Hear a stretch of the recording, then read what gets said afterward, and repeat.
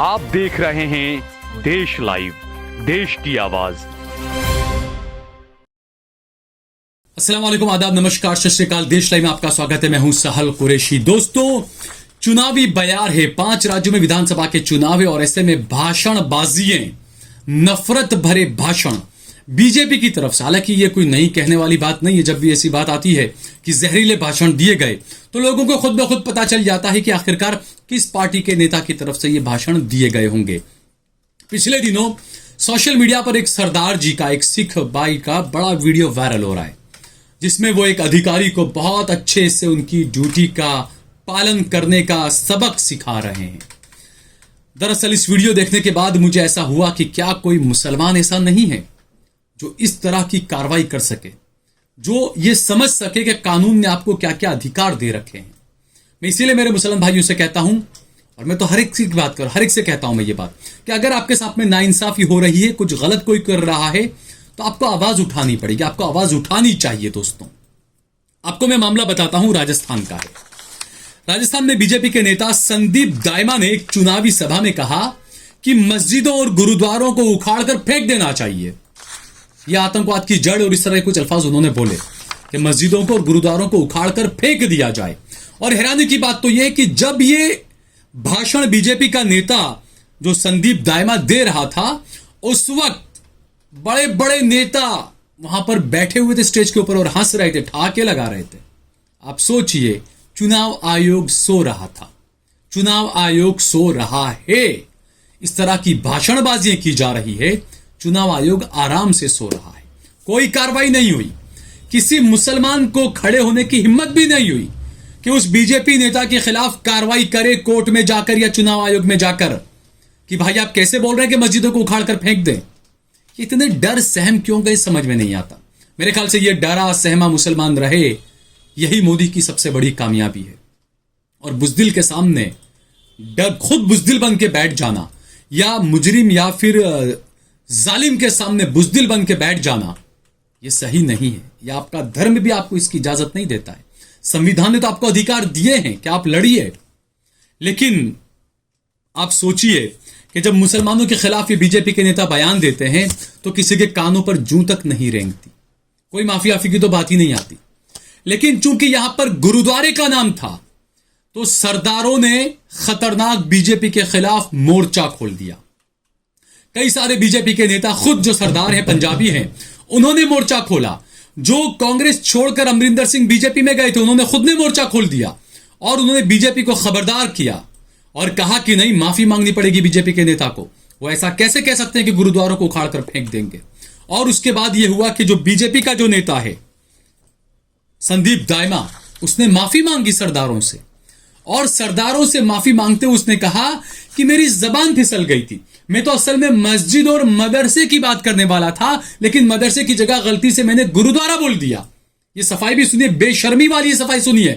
ये जो सफाई दे रहे हैं, तो क्या आप गुरुद्वारे को हटाकर मस्जिद और मदरसे को उखाड़ फेंकने का भी आप आह्वान कर सकते हैं आप चुनावी रैली में? चुनाव आयोग सो रहा है। इस निपट बनकर जो इन्होंने माफी मांगी वो भी देखिए दोस्तों।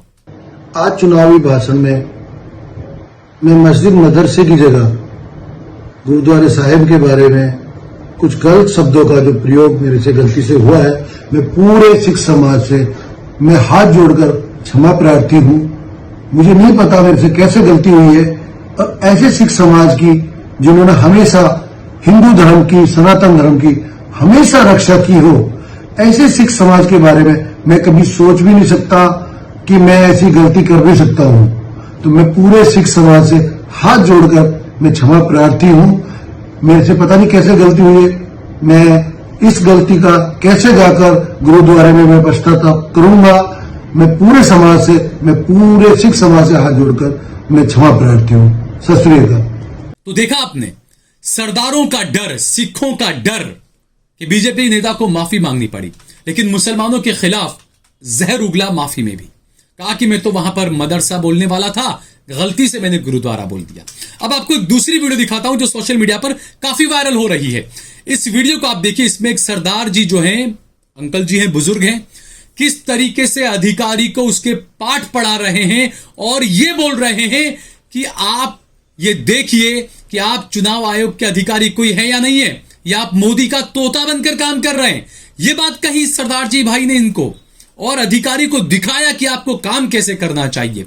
इस वीडियो को आप देखिए और सोचिए कि जब ये सरदार जी बुजुर्ग, ऐसे सिख भाई, ये बुजुर्ग इंसाफ के लिए से खड़े हो सकते हैं, तो आप लोग क्यों नहीं हो सकते हैं भाई? इस वीडियो को देखिए आप पहले। इंडिया में कोई चुनाव आयोग नाम की चीज है या नहीं है, ये कुछ नहीं यहाँ पे है क्या? चुनाव आयोग है कभी चुनाव तो महसूस क्यों नहीं हो रहा? एक आदमी स्टेज पे बोल रहा है कि मंदिर, मस्जिद है, गुरुद्वारे नसूर बन चुके, तोड़ देने चाहिए, तो चुनाव आयोग क्या कर रहा है? मोदी का तोता बना, पिंजरे का बना हुआ है। शर्म वो लाइव बोल रही हैं और सीएम बड़े तालियां लगा रहा है। इससे शर्मक बात क्या होगी चुनाव आयोग के लिए? मुझे आप बता दीजिए, ये भाषा है यूज करने वाली, फिर गुरुद्वारे नसूर बन चुके हैं। ये नसूर नहीं देश के लिए, आज नसूर बीजेपी बन चुके देश के लिए। संदीप दैमा जैसे लोग, जो फिरकापरस्त लोग हैं, वो नसूर बन चुके देश के लिए। जो स्टेज पे बोल रहे, शर्म आती है। योगी आदित्य बाबू को तालियां मार रहे हैं, जब खुश रहे तालियां लगाते हैं आकर। हम आपसे कहने आए हैं, आप उनकी टीम के मेंबर हो, कम से कम लोगों को एहसास कराओ कि सभी मोदी के तोते नहीं हैं।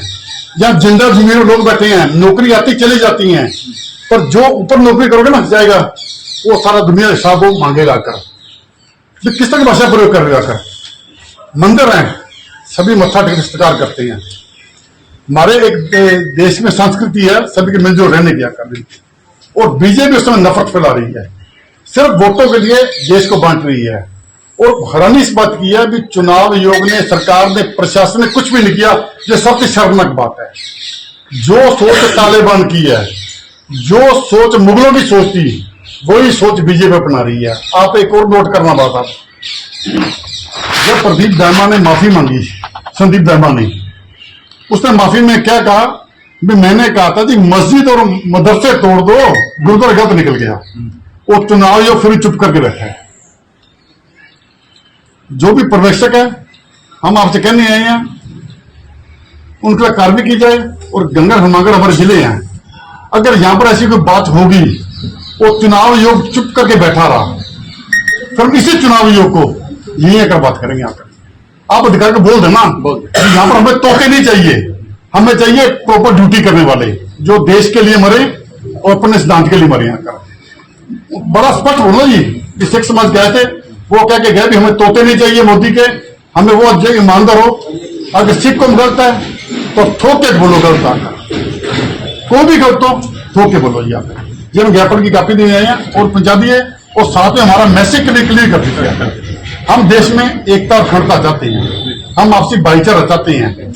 वोटों की आड़ में हमारा भाईचारा खत्म हो, नफरत पैदा हो, हम वो बात कभी नहीं चाहते। और इसके लिए जो सरकार ने नई ड्यूटी, सरकार भी वैसी है और वैसे गांव पर्यवेक्षक वैसे आ गए हैं, जिन्होंने आज तक कार्य भी कोई नहीं किया। आज जो कितना बॉल खड़ा हो रहा है, कोई किया चुनाव आयोग ने जी?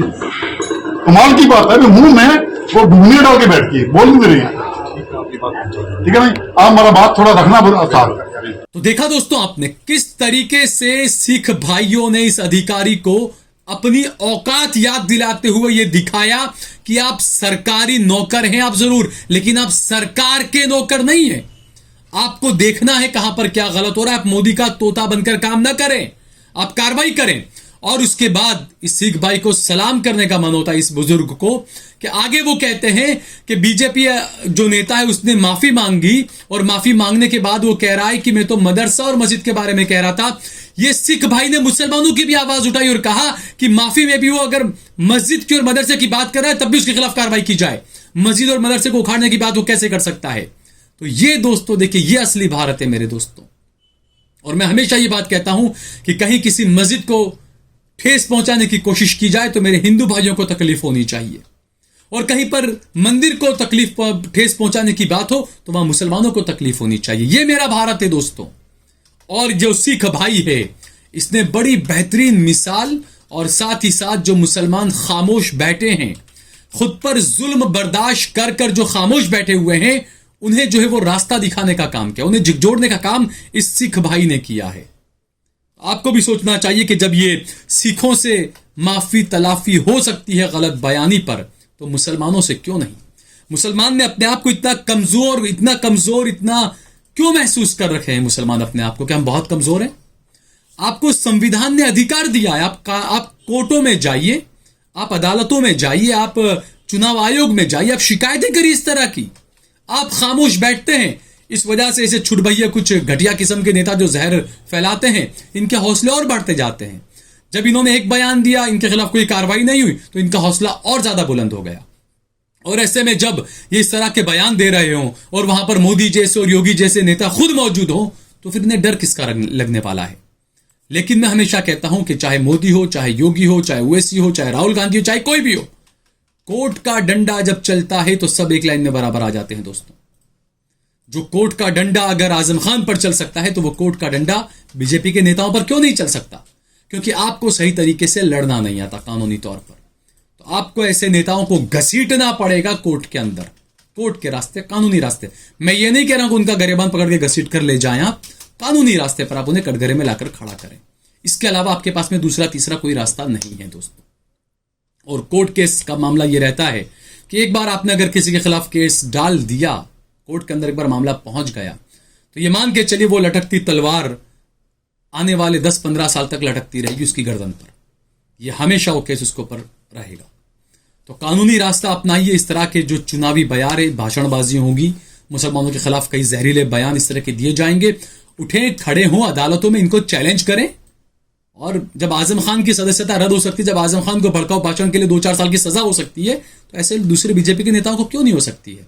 जो अधिकार उनको दिए अदालतों ने, वही अधिकार आपको भी दिए हैं। बस सवाल ये उठता है कि क्या आप सही से उन अधिकारों का इस्तेमाल कर रहे हैं या नहीं, करना चाहते हैं या नहीं। यह आपको खुद समझना होगा, आपको खुद देखना होगा।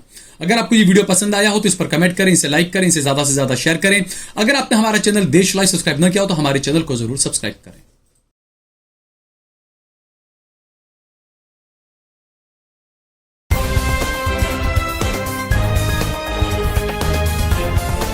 देश और दुनिया की तमाम छोटी और बड़ी खबरों के लिए हमारे चैनल को सब्सक्राइब करना न भूलें और बेल का बटन जरूर दबाएं।